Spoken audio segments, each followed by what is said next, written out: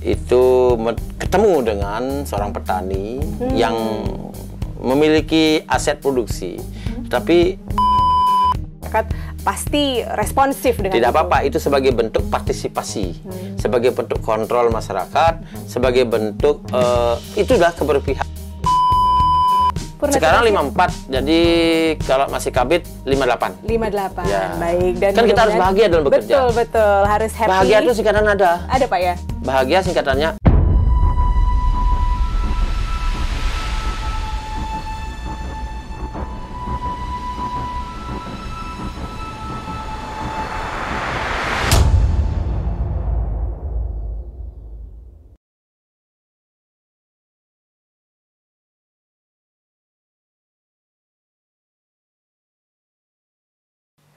Om Swastiastu. Swastiastu. Assalamualaikum warahmatullahi wabarakatuh. Selamat pagi, salam sejahtera, shalom, nama budaya, rahayu, rahayu, rahayu. Halo semuanya, teman-teman ASN di lingkungan pemerintah Provinsi Bali. Ketemu lagi bersama saya Prama, tentunya di podcast tercinta kita, ASN Bali Bisa, ASN Bali Bincang Santai. Dan hari ini, hari Rabu 11 Juni 2025 di Bude Wage Merakih, kami kembali untuk hadir di tengah teman-teman ya, dan hari ini topiknya masih seputar perayaan Bulan Kebangsaan dan Bulan Bung Karno. Kami hari ini mengangkat topik marhenisme dan ASN, melayani dengan hati, mengabdi untuk rakyat kecil. Dan tentunya seperti janji saya minggu lalu, episode kali ini kita masih bersama narasumber yang sama, yang masih sangat spesial di hati kita. Selamat datang untuk Bapak Ikomang Kusumaidi. Bapak, terima kasih, Om. Keren banget hari ini pakai udang. Mantap. Udang merah putih. Udangnya merah putih juga ya. Beliau, untuk teman-teman yang belum tahu dan belum kenal, beliau adalah Kepala Bidang saat ini di Badan Kesbangpol Provinsi Bali, Kepala Bidang Ideologi, Wawasan Kebangsaan dan Karakter Kebangsaan. Betul ya Pak ya? Betul. Tapi sebenarnya beliau ini tidak hanya dikenal sebagai Kepala Bidang saja di lingkungan ASN pemerintah Provinsi Bali, sepak terjangnya sudah kemana-mana. Kalau saya sempat baca CV-nya, beliau keren banget ya. Jadi sempat keliling dunia untuk melakukan diklat-diklat, pelatihan-pelatihan. Beberapa negara. Iya betul, jadi sempat ikut Major Incident Management and Medical Support di Australia, sempat juga ikut pelatihan Krisis Management dan Respon di Washington DC, Amerika Serikat, pernah ke New Orleans juga, Los Angeles, California, dan Hawaii juga. Wah, keren banget loh Bapak. Salah satu ASN yang inspiring gitu ya Pak ya, kan karena nggak semua ASN di lingkungan pemerintah Provinsi Bali bisa punya sepak terjang seperti Bapak. Dan kerap menjadi narasumber juga di berbagai pelatihan. Karena terakhir diklat TOT di Lehmanas. Bapak sebagai peserta atau peserta TOT? Peserta TOT, tapi untuk fasilitatornya sudah ini ya Pak, sudah sering juga fasilitator diklat-diklat gitu ya Pak. Jadi kalau misalnya teman-teman yang bukan ASN pemerintah Provinsi Bali mungkin juga udah sering lihat Bapaknya warawiri gitu ya. Dan hari ini tema kita marhenisme dan ASN. Tentunya sebelum saya lebih lanjut ngobrol tentang marhenisme, boleh nggak sih Pak kita diingetin dulu sebenarnya pengertian marhenisme dan kenapa sih marhenisme ini bisa muncul dalam perjuangan bangsa Indonesia? Itu latar belakangnya apa Pak? Ya, kita belum hidup zaman itu ya, saat munculnya ya. Bapak belum, apalagi saya. Saya lahir 1971, tapi kita belajar sejarah dan kita miliki sejarah kita. Dan karena nilai marhenisme lah, makanya Indonesia punya Pancasila dan kita warisi. Jadi kita flashback ya Pak? Flashback sedikit. Pada tahun 1920, Bung Karno itu ketemu dengan seorang petani yang memiliki aset produksi, tapi hidupnya miskin. Sama itu zaman kolonial. Ya ini kalau nggak salah kejadiannya di Bandung ya? Ya di Bandung, zaman kolonial itu. Nah, beliau melihat bahwa ini tidak adil nih, gitu. Orang yang punya aset tetapi miskin. Dan ini penindasan zaman kolonial. Maka ada semangat politik kedaulatan, kemerdekaan, benih-benihnya dan untuk keadilan. Tapi sesungguhnya sebenarnya pada 1908 pada zaman Budi Utomo itu sebenarnya semangat untuk tidak dijajah, kemudian keluar dari penjajahan dan ingin berdaulat itu sudah ada zaman Bung Tomo. Zaman Budi Utomo. Budi Utomo ya. karena kita ingin pendidikan secara luas kepada warga pribumi waktu itu, tetapi kita tidak mendapat kesempatan yang sama, makanya ada sekolah HIS yang khusus pribumi. Tetapi berkat itu pemimpin kita bisa lahir. Di sana sudah ada keberpihakan kepada orang pribumi, rakyat kecil. Pada saat itu yang kita sebagai masyarakat, sebagai rakyat, itu dari kaum petani, buruh, maupun pekerja keras lainnya. Nah, semangat marhaenisme itu sampai sekarang ada. Karena keberpihakan kepada masyarakat untuk kesejahteraan masyarakat. Siapapun punya kegiatan, dimanapun dilaksanakan, ujung-ujungnya adalah menuju kesejahteraan masyarakat. Masyarakat ya. Kan kita masyarakat juga. Betul. Jadi marhaenisme tadi itu adalah keberpihakan kepada rakyat kecil yang ketika itu dilatar belakangi dari keprihatinan terhadap kaum petani gitu ya Pak. Betul. Dan karena masa kolonial itu. Betul. Dan ini saat ini relevansinya adalah bagaimana seluruh kebijakan yang ada di negara ini berpihak pada rakyat kecil dan diutamakan untuk sebesar-besarnya kesejahteraan masyarakat gitu ya Pak. Wah, dan ini menjadi tema kita hari ini. Dalam konteks bagaimana ASN bisa melayani dengan hati dan mengabdi untuk rakyat kecil. Betul ya Pak? Betul. Jadi itulah relevansinya, dan kalau misalnya ditanya hubungan antara marhaenisme dengan prinsip-prinsip pelayanan publik tentunya erat sekali ya Pak? Erat sekali. Misalnya begini. Bagaimana Pak? Jadi ketika kita berorientasi pada tujuan kesejahteraan, tentu kesejahteraan rakyat Indonesia, kesejahteraan masyarakat kita, masyarakat di sekitar kita, masyarakat Bali, masyarakat NKRI ya. Nah, prinsip-prinsip pelayanan publik yang baik itu harus mengedepankan keterbukaan, transparansi, keadilan, kemudian keberpihakan kepada masyarakat untuk mereka maju. Dari mulai perencanaan, kemudian penganggaran, pelaksanaan, hingga evaluasi maupun feedbacknya, itu pelibatan masyarakat pasti ada. Buktinya kita punya ruang untuk musyawarah desa. Kemudian naik ke tingkat musyawarah kecamatan, musyawarah kabupaten, dan lain-lain. Hingga diskusi di tingkat nasional. Para pemimpin pemerintahan, khususnya kita di ASN, pasti punya sasaran target berapa yang sudah tercover dari segala jenis kegiatan di pemerintahan. Misalnya kami di Kesbangpol saat ini ya, ketika kita punya kegiatan untuk bulan kebangsaan misalnya, bulan kebangsaan salah satunya adalah upacara bendera, itu secara formal. Yang informal ada pelibatan UMKM maupun kuliner. Kemudian masyarakat ikut terlibat dalam bulan kebangsaan, lomba-lomba. Semua kita publikasi ke publik dengan perangkat yang ada, sehingga masyarakat tahu. Tidak ada yang tidak tahu kegiatan ini. Persoalan masyarakat mau bergabung atau tidak sesuai dengan kualifikasinya, kegiatannya, itu pilihan masyarakat. Mereka bisa memilih dan bisa mengeksekusi kegiatan ini bersama-sama dengan kami, pemerintah. Di semua segi. Nah, disitulah keberpihakan, nilai keberpihakan kita kepada masyarakat. Tanpa batas. Tidak diskriminasi. Nilai-nilai marhaenis di sana. Jadi dalam penyelenggaraan birokrasi juga Pak ya, sebisa mungkin kita menghindari perilaku birokrasi yang hanya mengutamakan para elit gitu, yang birokrasi yang elitis, dan tetap menjaga prinsip-prinsip humanis, kesederhanaan. Saya rasa itu juga ya Pak. Karena gini, bukankah masyarakat punya keterwakilannya di Dewan? Itu semua dibahas di Dewan, dari mulai penganggaran, perencanaan. Nah, kalau kita bicara yang humanis, semua aspirasi partisipasi masyarakat harus kita rangkul, harus kita kelola dengan baik. Contohnya adalah mereka bisa memberikan laporan.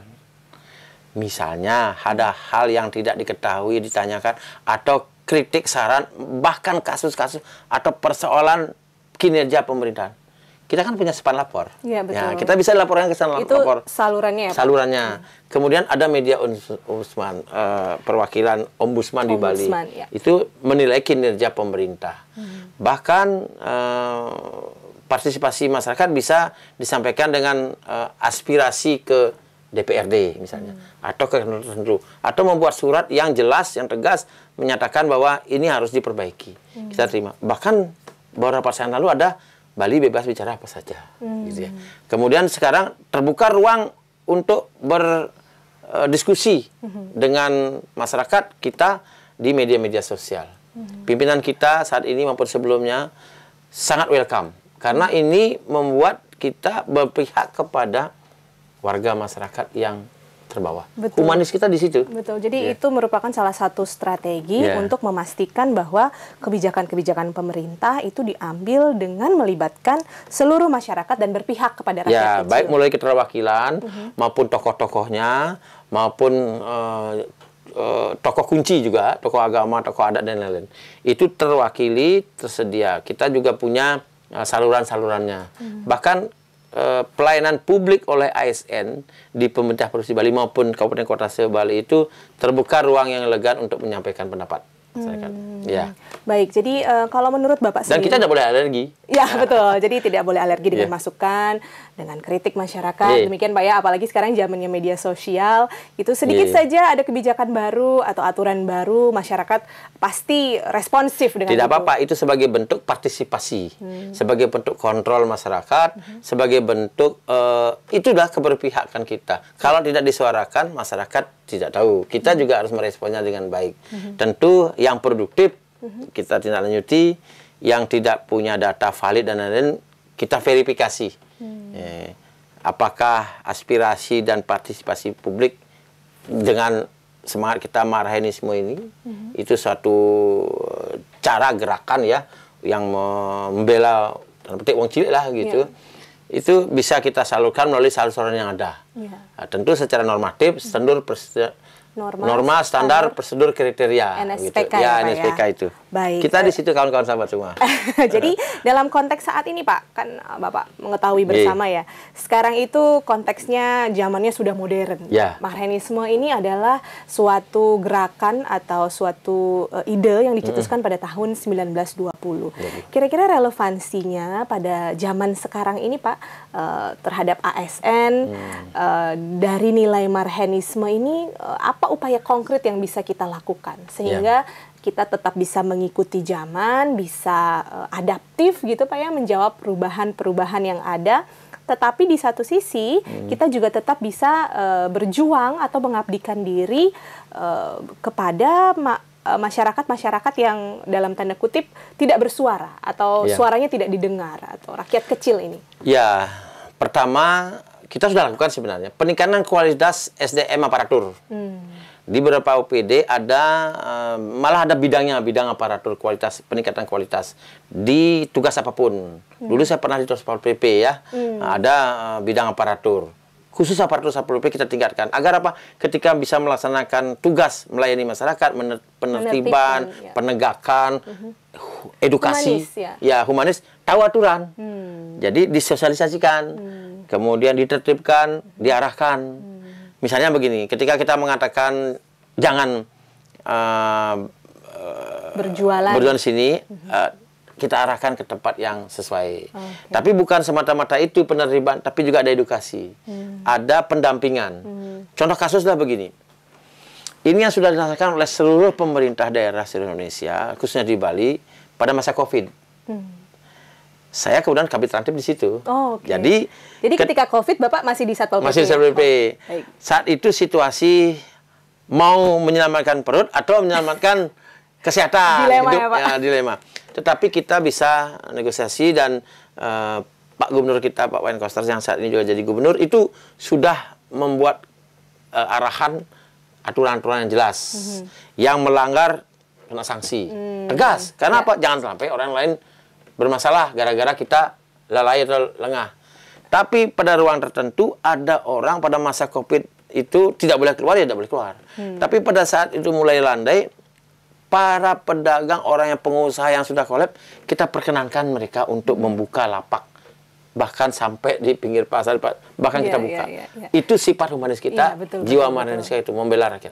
Ketimbang tidak sama sekali tidak berikan. Iya, Bahkan sikap contoh ini, Pak. ya, sikap solidaritas kita hadir. Itu pada masa Covid. Betul. Ya. Jadi saya mendengarkan contoh Bapak ini, saya juga langsung, oh iya benar juga ya. Jadi pemerintah di situ sangat berperan penting bagaimana tetap menegakkan aturan, tetap mengutamakan kepentingan masyarakat yang lebih banyak kan waktu itu. Ya. Tapi di sisi lain juga bagaimana caranya untuk menjaga humanisme agar masyarakat justru tidak benci dan antipati kepada aparat. Kita bahkan memberikan penghargaan kepada masyarakat sejujurnya pada saat Covid itu karena mereka bisa menemukan pekerjaannya sendiri tanpa membanding pemerintah dengan berjualan, kreatif ya, jual masker dan lain-lain iya. kreatif.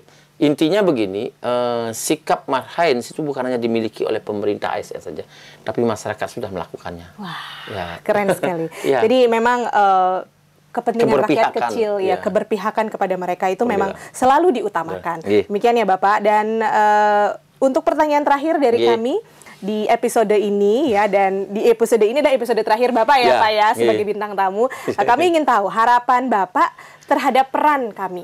Peran ASN ke depan dalam membangun birokrasi yang tadi kita bicarakan lebih humanis, berpihak kepada rakyat kecil. Apa peran ASN di sana, Pak? Bagaimana harapan Bapak dalam rangka perwujudan peran ASN itu?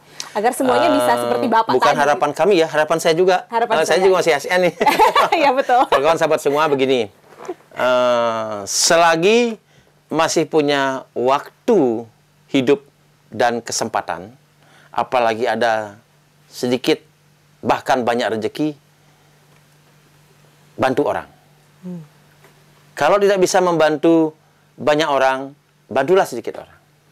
Kalau tidak bisa membantu sedikit orang, bantulah minimal satu orang. Kalau tidak bisa membantu satu orang, jangan membuat orang susah. Betul. Maksud saya seperti itu. Jadi jangan tolak-toleh. Kalau udah hati niat membantu, bantu aja. Bantu dalam bentuk apapun. Apalagi itu masyarakat kita. Kita juga masyarakat. Nanti kita selesai ASN, ya kita kembali kepada masyarakat, ketemu mereka lagi. Bantu saja. Ya, selagi kita masih punya waktu dan kesempatan. Kalau udah lewat, masa kita kontrak hidup habis, tidak bisa lagi. Betul. Tidak ada yang kita bisa ceritakan. Iya. Nah, itu pesan kami, saya juga, kawan-kawan sahabat semua, kita semua sebagai ASN. Sudah beruntung ya, bersyukur. Astungkare, kita menjadi ASN, sudah diberikan rezeki, kesempatan untuk mengabdi kepada negara dan masyarakat. Manfaatkan dengan baik, kemudian saling kolaborasi, kerjasama. Jangan lupa norma, standar, prosedur, kriteria, disiplin, loyalitas, tidak tercela. Artinya, tetap semangat nih kawan-kawan sahabat semua, sampai pensiun. Jadi biar kita aman, senang hidupnya, boleh, ya bahagia. Boleh ini nggak Pak? Berapa tahun lagi sih Pak pensiunnya?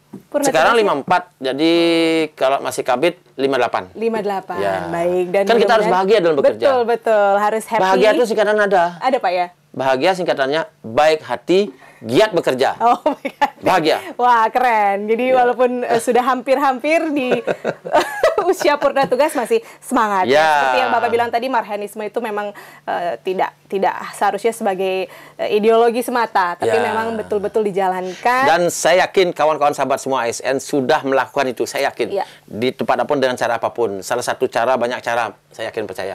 Karena apa? Hidupnya pasti bahagia. Betul. Jadi ASN memang pasti sudah melakukan itu sebagai ujung tombak perubahan dan menerapkan nilai-nilai Marhaenisme ini. Jadi nggak hanya di awang-awang gitu hanya ya Pak. Perlu konsisten dan berkomitmen. Oke, integritas, konsisten dan komitmen. Ya, IKK. Baik, aduh happy sekali saya bisa ketemu sama Bapak di minggu ini, minggu lalu juga. Mudah-mudahan. Kata closing? Iya Pak. Closing perlu? Bapak mau info ini? Mau closing. menambahkan closing boleh? Closing saya begini. Closing boleh? Statement closing belum ya tadi ya. Belum, closing saya begini. Tidak ada yang tidak mungkin kita kerjakan sebagai ASN jika punya waktu dan kesempatan. Hanya satu tidak mungkin. Apa itu Pak? Makan kepala kita sendiri. Kan nggak mungkin kita makan kepala sendiri. Betul. Bisa mungkin. Atas astungkara Tuhan Yang Maha Kuasa. Oke. Diri sendiri berubah. Oke, terima kasih banyak Pak IKK. Kalau Bapak ini kasih kita message gitu ya, atau advice, itu pasti dalam. Harus dipikir lagi maksudnya apa ya. Tapi ketika sudah ketemu jawabannya, wah ternyata pesan-pesannya dalam sekali. Agar kita tetap bisa menjaga integritas, profesionalisme, dan melayani dengan hati. Ya Pak ya. Hati. Dan Terima kasih banyak sekali Ya. lagi untuk kehadirannya, untuk sharingnya Pak Komang. Masih Mudah-mudahan walaupun singkat ya kawan-kawan sahabat semua. Iya, udah singkat di episode ini, tapi udah 4 episode ya. Jadi pastinya teman-teman di rumah sudah banyak mendapatkan manfaat dari sharing ini. Mudah-mudahan Bapak berkenan jika diundang lagi di kesempatan Baik, siap. berikutnya. Dan mudah-mudahan nggak bosan ya Pak kalau Nggak. diundang. Dan mudah-mudahan teman-teman juga, teman-teman ASN di lingkungan pemerintah Provinsi Bali tidak bosan-bosannya menyimak podcast ASN Bali Bisa ini. Karena memang setiap minggunya ada topik yang berbeda-beda yang tentunya ada 1 atau 2 hal yang bisa kita petik dari setiap episodenya. Ketemu lagi minggu depan atau di lain kesempatan bersama saya Prama dan Bapak Iko Mangkusnaidi. Nanti IKK. Nanti bisa main-main ke Kesbangpol kalau Boleh, ketemu siap. Bapak ya. Saya tutup dengan Parama Santi. Terima kasih banyak. Jangan lupa like, comment, and subscribe. Om Santi, Santi, Santi, Om. Hormat bangga.